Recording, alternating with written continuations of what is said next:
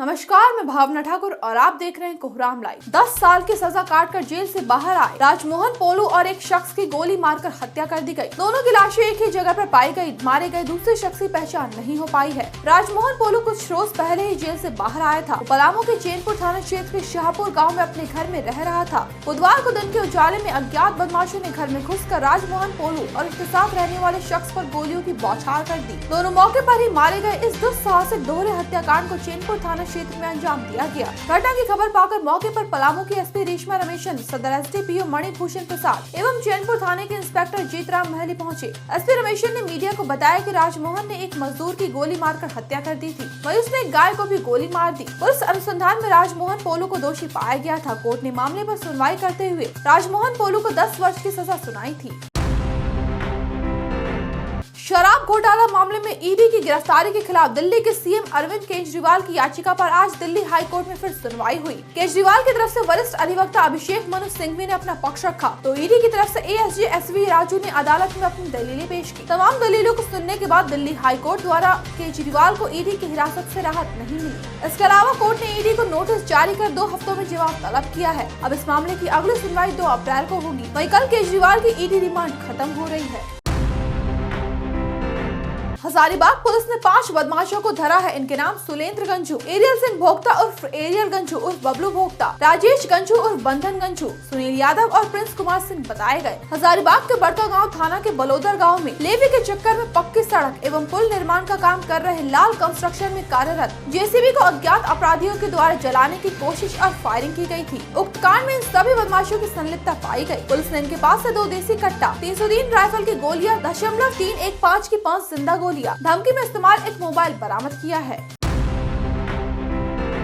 आम आदमी पार्टी को बुधवार को जबरदस्त झटका लगा। आपके इकलौते सांसद सुशील कुमार रिंकू भाजपा में शामिल हो गए। रिंकू पहले कांग्रेस में थे। 27 अप्रैल 2023 को वो आप में शामिल हो गए थे। जालंधर के सांसद सुशील कुमार सिंह ने भाजपा का दामन थामने के साथ मीडिया से कहा कि ये सच है कि मैंने जालंधर के लोगों से जो वादे किए थे वो पूरे नहीं हो सके क्योंकि मेरी पार्टी आपने समर्थन नहीं किया। मैं पीएम नरेंद्र मोदी और गृह मंत्री अमित शाह की कार्यशैली से प्रभावित हूँ। यहाँ याद दिला दें कि आप इस बार भी रिंकू को जालंधर से टिकट दे चुकी थी। आपने उपचुनाव में जालंधर सीट से रिंकू को अपना उम्मीदवार बनाया था जिसमें रिंकू ने जीत हासिल की थी। इसी तरह जालंधर वेस्ट से आप विधायक शीतल अंगुराल भी भाजपा में शामिल हो गए। अंगुराल ने पार्टी से इस्तीफा दे दिया है।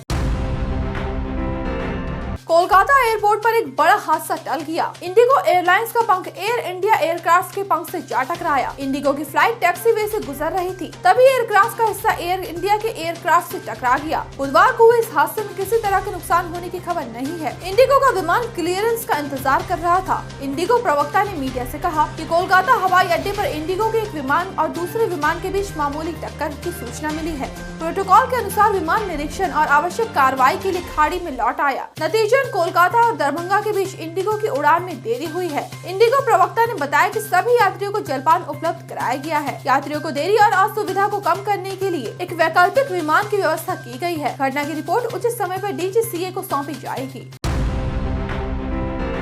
मुंबई क्राइम ब्रांच ने 126 किलो ड्रग्स को जब्त किया है। साथ ही 6 तस्करों को भी दबोचा है। धराए तस्करों के नाम प्रवीण उर्फ नागेश रामचंद्र शिंदे, वासुदेव लक्ष्मण यादव, प्रसाद मोहिते, विकास महादेव मालमे, अविनाश महादेव माली, लक्ष्मण बालू शिंदे बताए गए। इन सभी को मुंबई के सांगली से अरेस्ट किया गया। जब्त ड्रग्स की बाजार में कीमत करीब 245 करोड़ रुपए आंकी गई। क्राइम ब्रांच के ज्वाइंट कमिश्नर लक्ष्मी गौतम ने मीडिया को बताया कि बीते महीने 2 तस्करों प्रवीण बानो और आसिफ शेख उर्फ देवस को धरा था। इनके पास से करीब 6 करोड़ रुपए के ड्रग्स जब्त किए गए थे। इनकी निशानदेही पर गुजरात के सूरत से इजाज अली, इमदाद अली अंसारी और आदिल इम्तियाज बोहरा को गिरफ्तार किया गया था। इनसे पूछताछ करने के बाद सांगली के महाकाल इरली में एमडी ड्रग्स बनाने के कारखाने का पता चला। पुलिस ने सांगली के कारखाने पर धावा बोला और वहां से 245 करोड़ रुपए की कीमत के करीब 126 किलो एमडी ड्रग्स जब्त कर 6 लोगों को गिरफ्तार कर लिया।